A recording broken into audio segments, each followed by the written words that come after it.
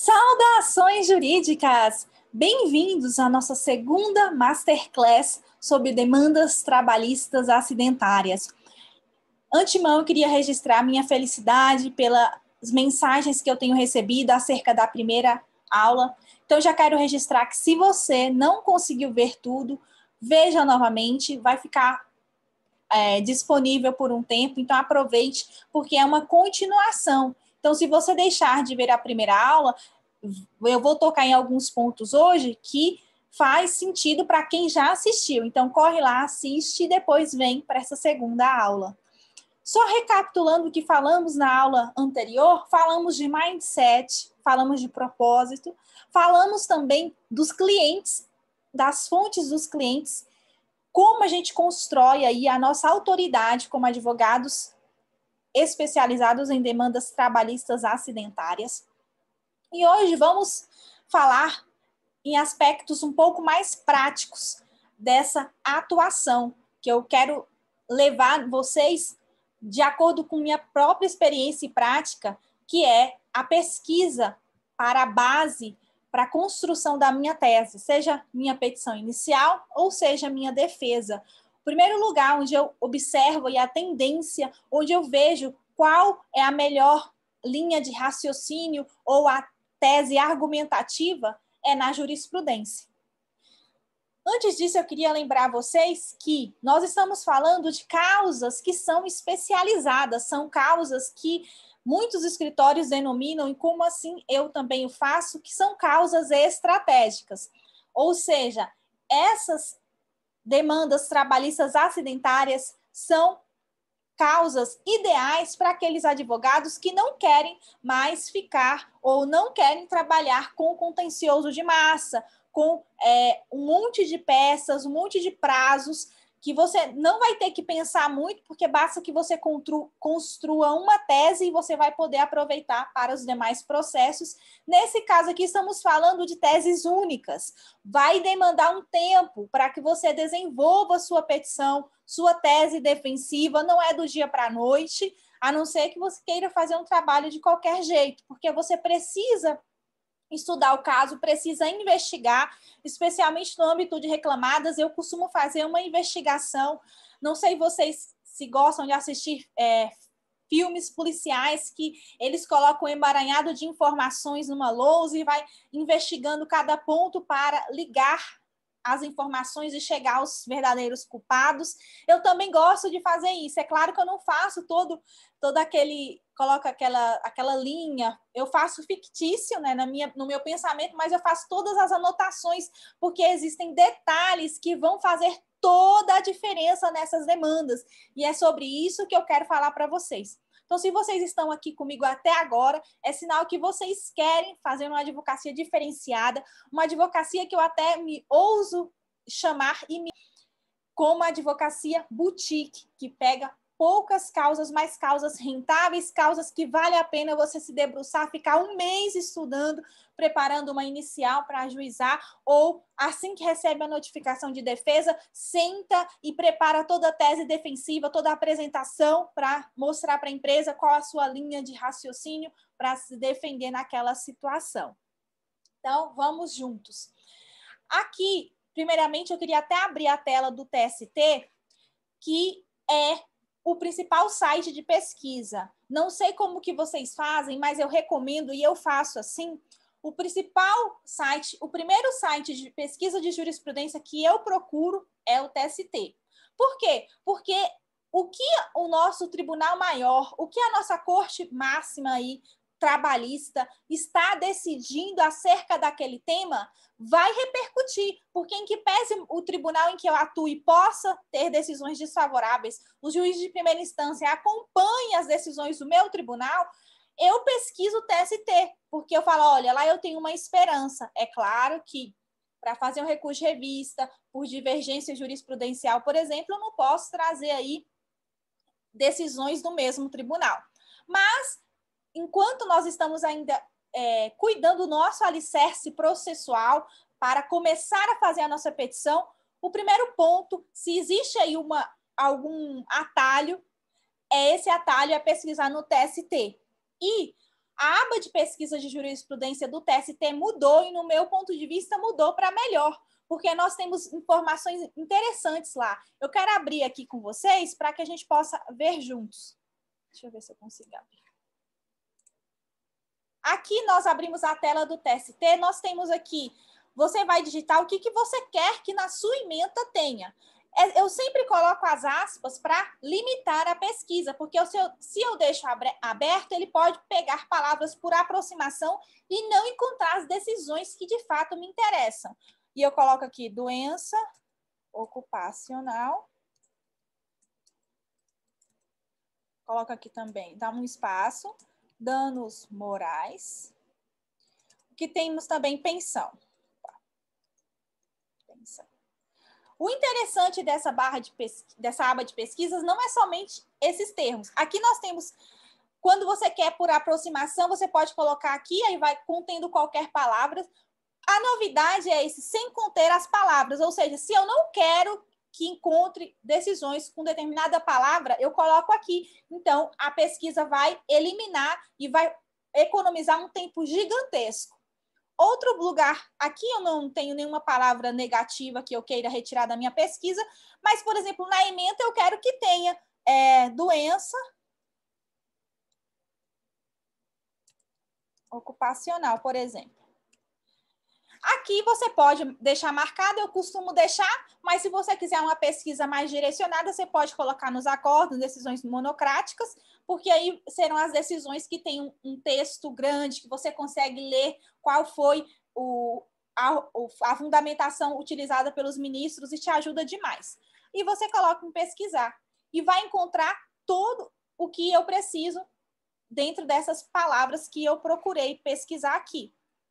E aí vocês observam, por exemplo, aqui nessa ementa tem doença ocupacional, tem danos morais. E aí ele vai me mostrar onde está mais danos morais dentro dessa ementa. Ele encontrou uma ementa também que tem pensão. Então, facilita demais a nossa vida e eu acho importante essa dica e, de antemão, eu já queria compartilhar com vocês. E eu quero já pedir que vocês que assistiram, estão gostando, já comentem aqui embaixo. Eu acho que tem um quadrinho que linka com o seu Facebook. Você não precisa publicar na sua página do Facebook, é só você ter aquela opção desmarcada. Você escreve o que você está achando, se as dicas que eu estou mostrando aqui estão te ajudando, tá? Certo? Então, essa é a primeira dica que eu queria registrar aqui para vocês, porque, de fato, é uma dica que eu entendo relevante e que, se me ajuda demais, com toda certeza ajuda vocês também, né? Um ponto importante, então, depois que eu faço essa pesquisa, é organizá-la, né? Eu vou mostrar algumas jurisprudências que eu já pesquisei antemão para acelerar nossa discussão, porque não dá para a gente ficar horas e horas falando. Se deixassem, eu ficaria um dia inteiro falando desse tema, porque eu gosto muito, como eu já contei para vocês na primeira aula. Mas aí você fez essa pesquisa, aí é interessante também você fazer uma pesquisa no seu tribunal, mais necessariamente na sua cidade. Se você conseguir fazer por banco de sentenças, é bem interessante para você ter uma noção. E se, por acaso, a sua comarca tiver decisões favoráveis acerca do seu tema, maravilha. Além dessa pesquisa que eu mostrei para vocês, básica, nós podemos pesquisar, e o que eu costumo fazer quando eu estou trabalhando num processo especificamente de uma lesão, a gente viu na aula anterior a Smart Lab, uma ferramenta que permite a gente fazer várias pesquisas e conhecer a fundo e profundamente qual o cenário de possibilidades aí da esfera acidentária trabalhista. E lá, se vocês forem ver, o maior índice de acidentes, uma das maiores causas de acidentes do trabalho no Brasil e na maioria das cidades, está relacionada a fraturas, corte e lesão. Eu fiz uma pesquisa rápida no TST, coloquei, entre aspas, corte e indenização, e essa ementa já foi encontrada. Deixa eu abrir aqui para mostrar para vocês, porque eu vou compartilhar bastante algumas jurisprudências. Deixa eu ver se eu consigo abrir tudo.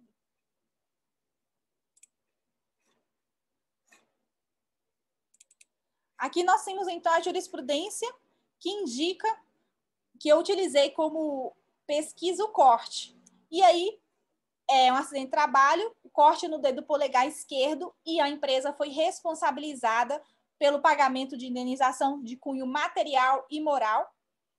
Isso eu só trouxe aqui nesse primeiro momento para mostrar para vocês que você também pode fazer essa pesquisa por tema, né? Fazer essa pesquisa relacionada à doença ou a causa principal do acidente e ter aí essa resposta imediata, tá? É claro que, por ser um corte no dedo, por exemplo, foi R$2.000 de danos, né? Mas, enfim, é só uma dica interessante que é válida aqui nesse primeiro momento que estamos estudando. Então, nós vamos falar um pouco hoje, não somente sobre acidente de trabalho típico, que já tem aí nós temos os relatórios do Smart Lab que mostram um monte de comunicação de acidente de trabalho. Só que existe um universo, eu diria, 3 vezes maior de situações que se enquadram como acidente de trabalho, mas que não houve a emissão do CAT ou da CAT. Quais seriam aquelas situações elencadas na Lei 8.213 que falam do acidente de trabalho por equiparação ou de acidente de trabalho atípico, que são situações das quais não há uma lesão imediata como o acidente de trabalho típico, mas ela é paulatina, gradual, como as doenças ocupacionais.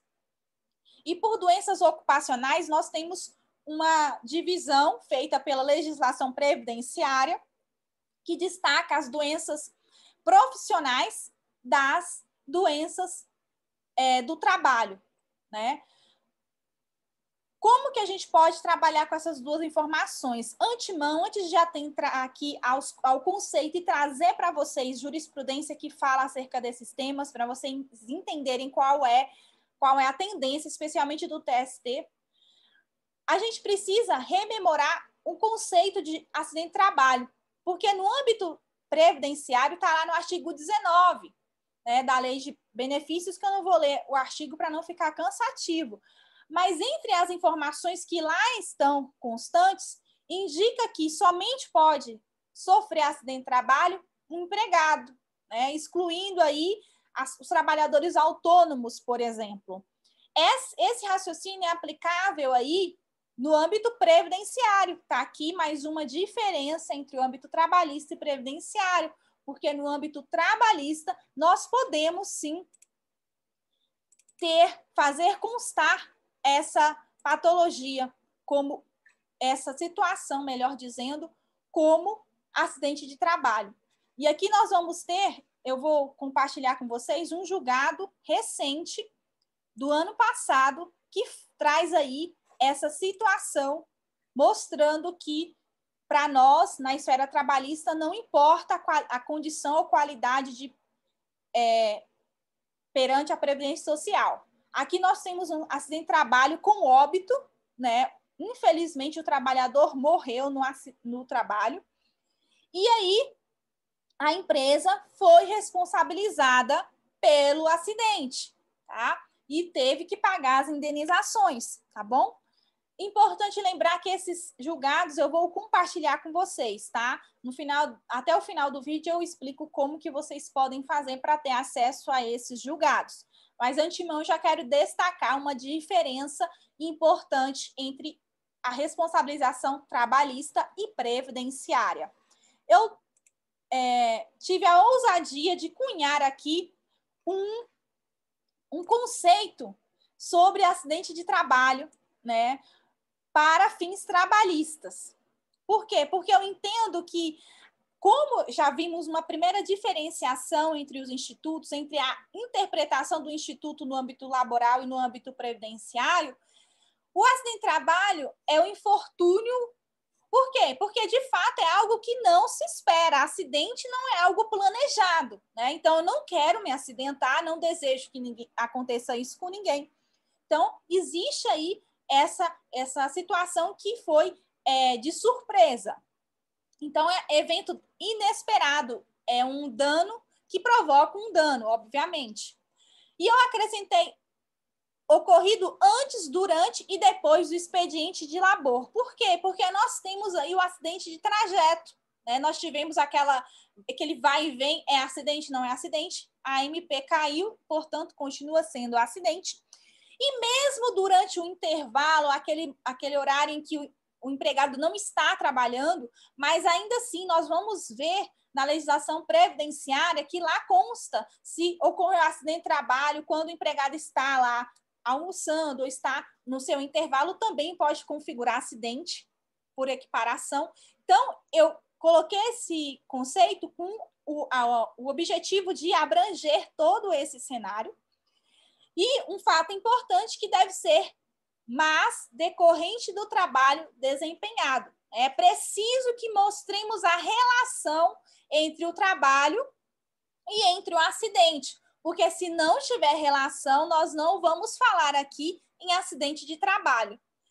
E esse acidente, ele gera reflexos físicos e ou mentais, a depender da situação, morais, sociais, econômicos na vida do trabalhador e da sua empregadora.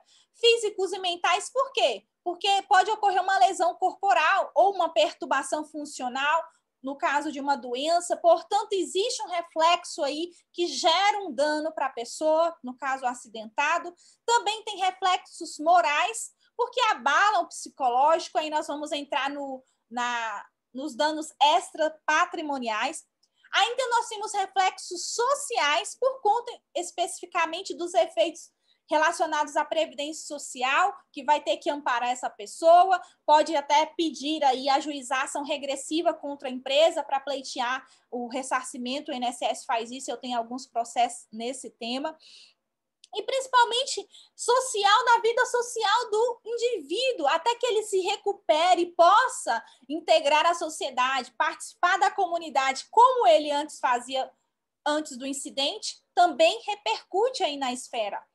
E nós temos também os reflexos econômicos. Por quê? Porque ele perdeu a capacidade laborativa, ainda que parcialmente.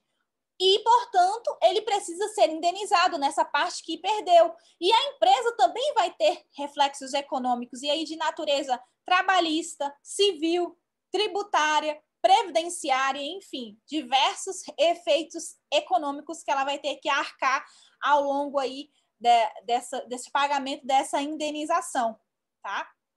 Então, feito essa abertura, eu entendo como necessário a gente distinguir um instituto do outro, no sentido do quê? De aprofundarmos nessa seara no âmbito, claro, trabalhista, tá? Nós estamos olhando para o direito do trabalho. E agora, falando das patologias, nós vamos entrar, eu vou fechar aqui, para depois eu abro, que eu vou continuar mostrando o slide, das doenças ocupacionais que se enquadram aí com acidente de trabalho atípico. Doenças ocupacionais é a nomenclatura utilizada pela ANR para falar que são doenças causadas pelo trabalho ou em decorrência do trabalho. E a legislação previdenciária, como eu mencionei mais no início, ela distingue e aí ela traz uma divisão dizendo doença profissional. Basicamente, é aquela que o nexo ele é presumido. A pessoa está trabalhando naquela função e adoeceu, em função do trabalho, né? Então, nós temos essa questão. E nós temos as doenças do trabalho, também chamado de mesopatias, que elas não têm o nexo presumido. E aí precisa, se não tem o nexo presumido, o que precisamos? Precisamos comprovar. Dentro dessa categoria, nós temos a LER e a DORT, lesão por esforço repetitivo e distúrbio osteomusculares relacionados ao trabalho. Onde eu posso encontrar essa relação de doenças? Lá no decreto 3.048 de 99, nós temos seus anexos, mais precisamente no anexo 2, você vai encontrar a lista de patologias que estão enquadradas aí como doenças ocupacionais. Mas eu já, de antemão, ressalto que aquele rol que está lá não é taxativo, tá? Isso quer dizer que outras doenças podem entrar ali e serem consideradas como ocupacionais, tá? E a gente vai ter que observar os agentes patogênicos.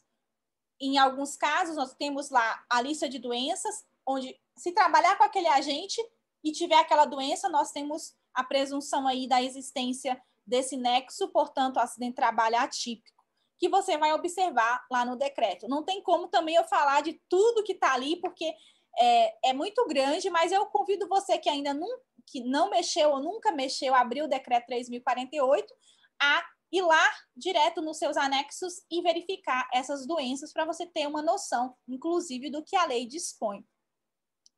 E aqui nós vamos ter, eu vou abrir novamente os slides para mostrar para vocês uma decisão interessante, várias decisões, na verdade.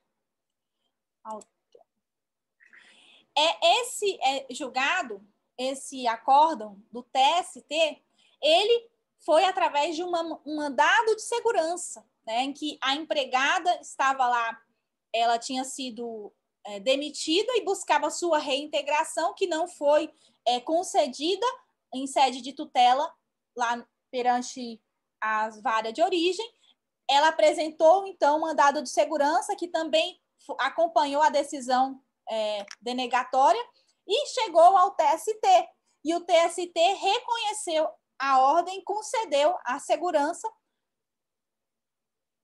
para que ela pudesse ser reintegrada. Por quê? Porque ele usou da inteligência, na verdade, usou da aplicação da súmula 378 no item 2. Essa súmula, gente, ela é um grande divisor de águas, e eu trouxe ela aqui, dentre algumas súmulas do TST que tratam da matéria que estamos vendo, para mostrar para vocês que a diretriz norteadora da nossa atuação está na jurisprudência, para que a gente embase nosso raciocínio, nossa tese, nossa argumentação lá, tá? Então, nós temos essa decisão muito importante e curiosa, né, através de MS, mostrando aí que houve êxito. Então, se tiver numa situação dessa, porque nós sabemos que nós temos uma restrição de recursos perante nosso processo do trabalho, se o juiz de primeiro grau indefere uma tutela, não temos um recurso imediato, mas nós temos a saída, que é o MS, que foi utilizado aí e obtido êxito nesse caso. Nós também podemos falar, e aqui eu até já antecipei, sobre a concausa, gente. Dentre as doenças ocupacionais, antes de falar um pouco, eu vou pausar aqui o compartilhamento, a concausa, na minha opinião, é uma das maiores situações, é um dos maiores motivos pelos quais nós temos doenças ocupacionais ou doenças do trabalho, tá? E significa dizer o quê? Que o trabalho agiu como concausa. Se formos aprofundar um pouco mais sobre esse instituto, nós vamos ver que a concausa pode ser superveniente, pode ser imediata. Então, nós temos vários tipos de concausa, e é importante nós observarmos como advogados, e aí que entra a necessidade aí de sermos investigativos, porque a gente não vai poder usar o Poder Judiciário como oráculo, dizendo, deixa eu ver se essa doença é ocupacional, deixa eu ver se esse trabalho é com uma concausa. A gente tem que construir a nossa tese jurídica ancorada em fatos que demonstrem e levem ao convencimento do juiz, tá? Não queiram ajuizar uma demanda só para consultar para ver se ganha, tá, gente? Embora nós tivemos a reforma que matou as aventuras jurídicas, ainda existe uma outra.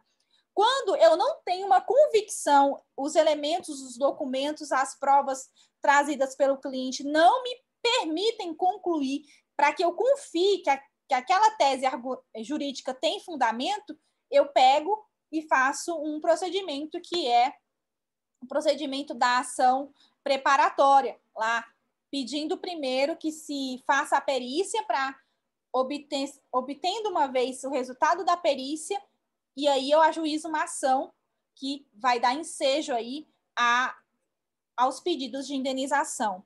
É necessário dizer também que muitos tribunais e juízes não aceitam, porque eles dizem que já se deve propor uma ação buscando tudo e não em partes, tá? Mas o nosso Código de Processo Civil permite esse fracionamento.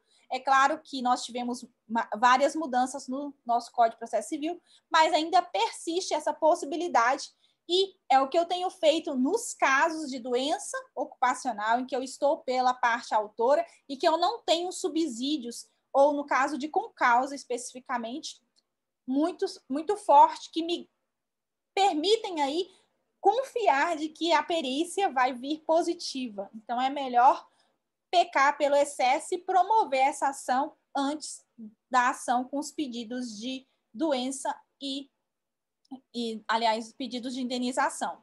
Nós vamos falar um pouquinho mais sobre isso na próxima aula, que eu vou abrir um pouco mais os pedidos e mostrar essa saída jurídica para vocês, tá? Com relação à concausa, então, nós temos que ter cuidado para saber se o trabalho, de fato, ele agiu aí, ele permitiu fizesse com que a pessoa ficasse doente.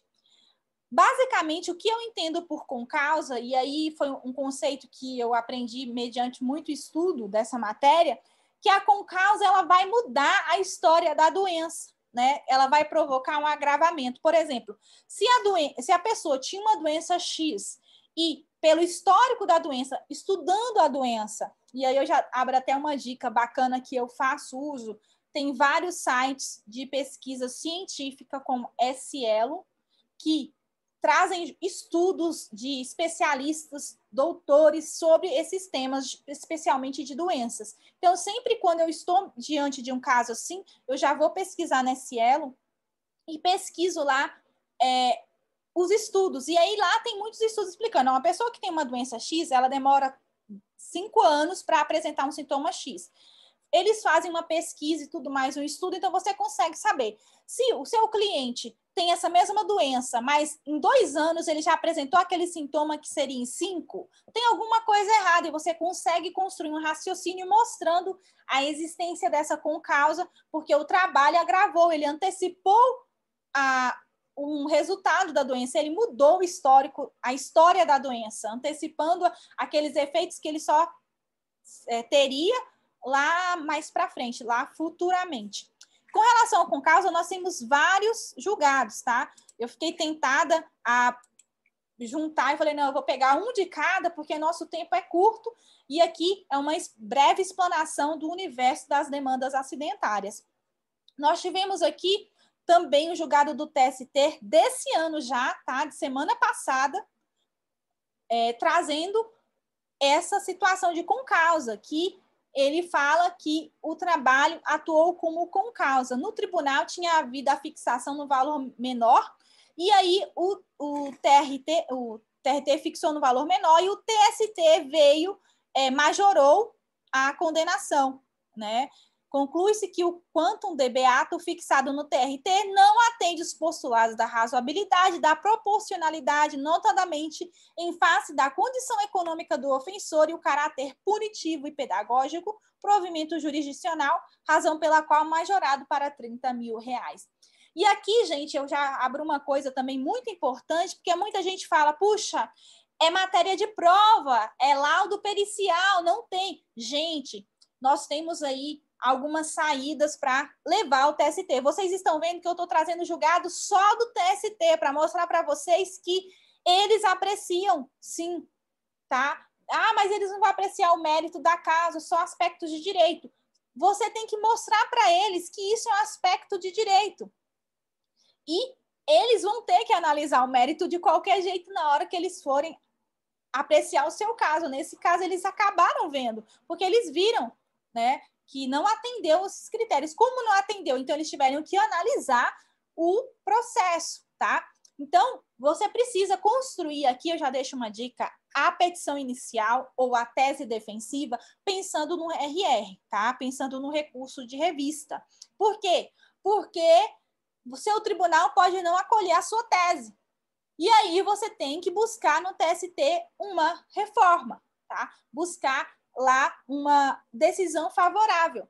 E eles não podem analisar, revolver fatos, mas eles podem dar nova interpretação jurídica, tá? Então, nós temos aí algumas saídas que a gente precisa observar. E vocês, quando forem produzir, fazer os seus recursos de revista, focar, óbvio, no que está na lei e nas decisões, trazendo o máximo de direito, né, o máximo de argumentação jurídica para que possa ser conhecido o seu recurso. Também não dá para falar sobre isso aqui, porque senão demandaria muito tempo, mas eu quero já, então, trazer uma luz no fim do túnel, quando você pensa que tem um laudo negativo, ou quando você pensa aí que teve uma decisão desfavorável, que por envolver doença, envolver acidente, matéria fática, você acha aí que o TST pode não apreciar. É claro que nós temos uma barreira quase que intransponível, né?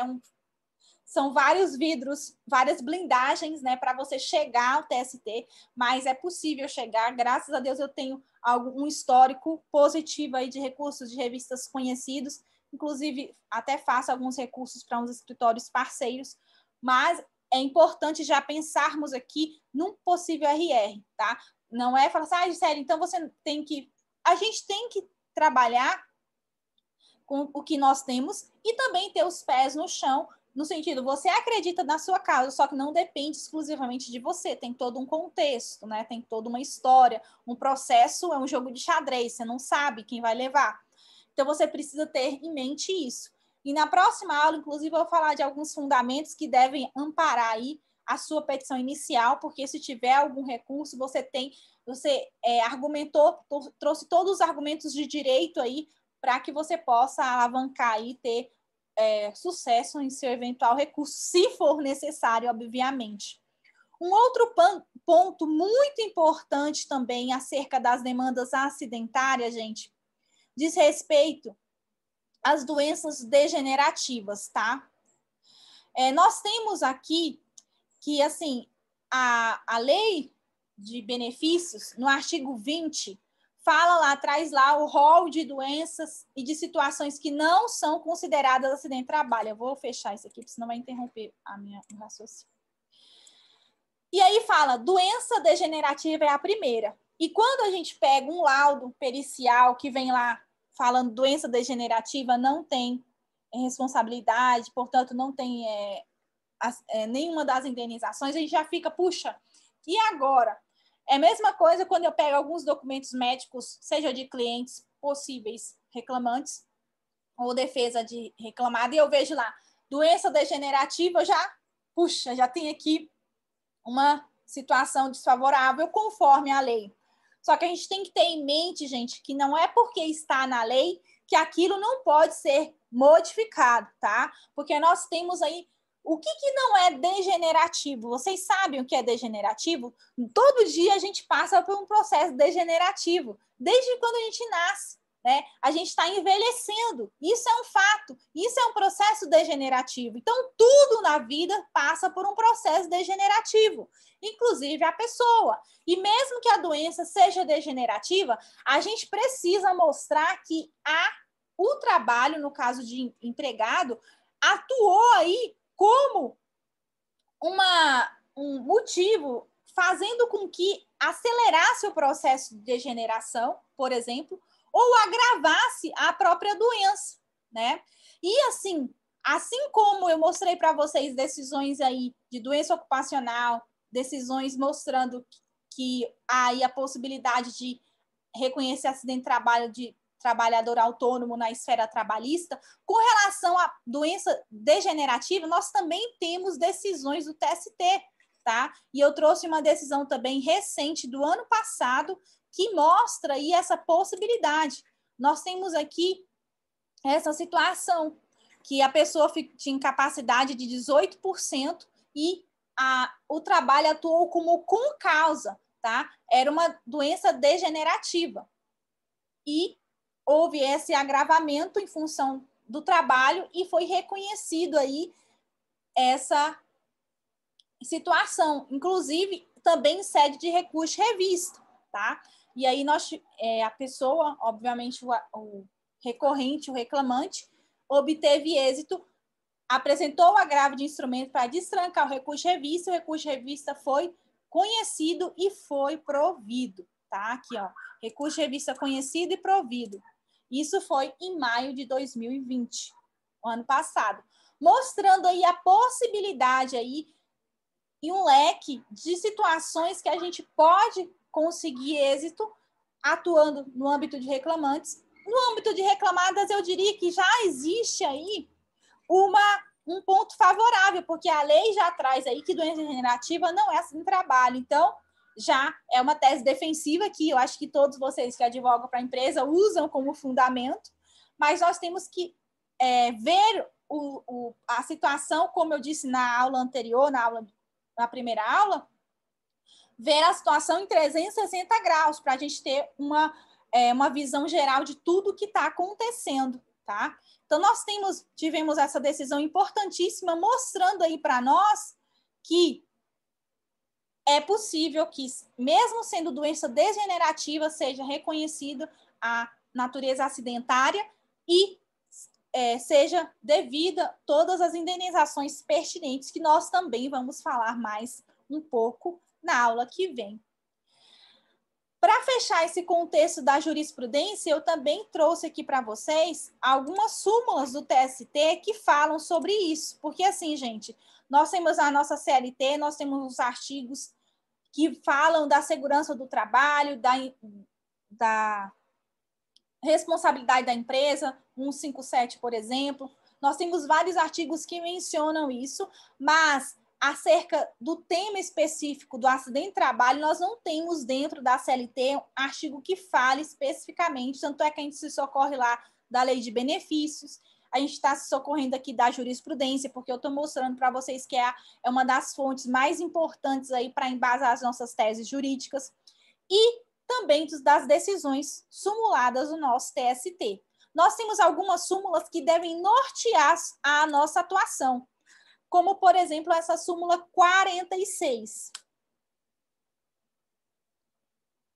Essa súmula 46 nos diz o quê? As faltas ou ausências decorrentes de acidente do trabalho não são consideradas para os efeitos de duração de férias e cálculo de gratificação natalina. Isso quer dizer o quê? Se a pessoa faltou ou esteve ausente por causa de um acidente, não vai haver o desconto, porque a gente sabe que se a pessoa faltar e não justificar as férias sem um desconto, né, não vai gozar 30 dias de férias.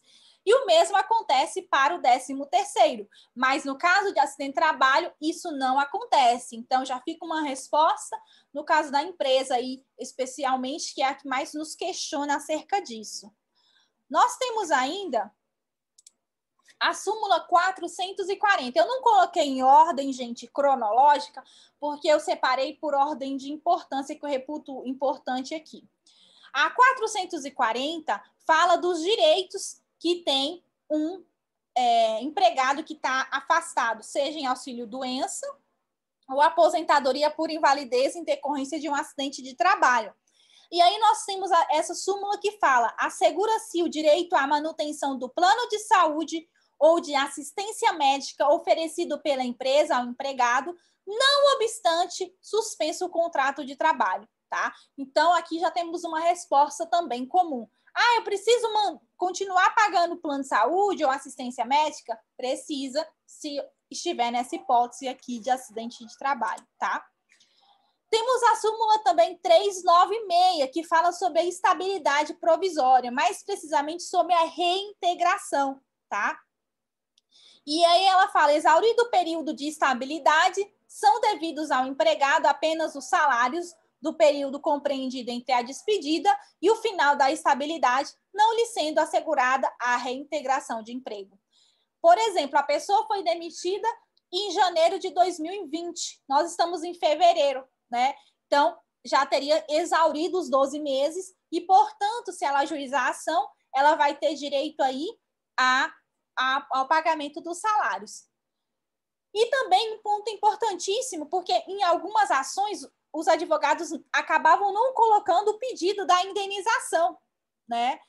O pedido dos salários dessa reintegração. Só pedir a reintegração. Se a reintegração não fosse mais possível, como o caso de exaurimento da estabilidade, ia ficar sem receber nada. Então, aí passaram-se a conceder esse direito e muita gente questionar, falando: não, isso é extra petita, ele não pediu. E aí vem o TST nessa súmula no item 2 e fala: não há nulidade por julgamento extra petita da decisão que deferir salário quando o pedido for de reintegração. Então, Se não teve pedido, mesmo assim, tem o direito de receber os salários.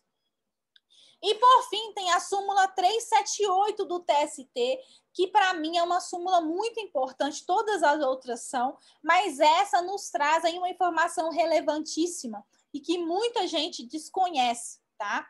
Que fala, claro, da estabilidade provisória também do acidente de trabalho, falando da estabilidade de 12 meses, que está na lei lá 8.203, no artigo 118, ok. O item importante dessa súmula aí é o item 2, porque o artigo 118 fala o quê? Cessou o benefício previdenciário, a pessoa tem 12 meses de estabilidade. E o que acontece?